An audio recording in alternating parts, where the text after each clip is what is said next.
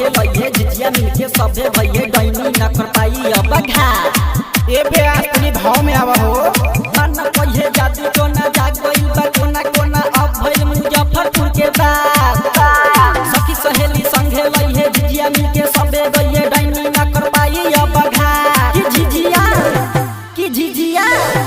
कि झिझिया मोतिहारी से लाएंगे मुजफ्फरपुर में नचाएंगे कि झिझिया मोतिहारी से लाएंगे मुजफ्फरपुर में घुमाएंगे।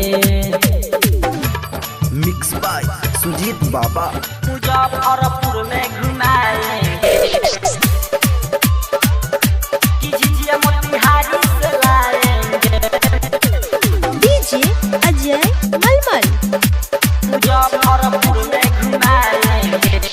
गोले गोल गोलाई में झिझिया नचाएंगे दैनी सप्त भतरी न कुछ कर पाई रे गोले गोल गोलाई में झिझिया न कहिए दैनी सप्त भतरी न कुछ कर पाई गे कि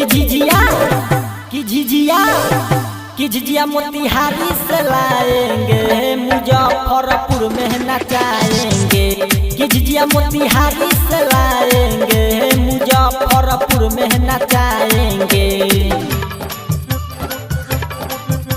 मुजफ्फरपुर में घुमाएंगे। मिक्स बाय सुजीत बाबा कि झिझिया मोतिहारी से लाएंगे। डीजे अजय मलमल मुजफ्फरपुर में घुमाएंगे।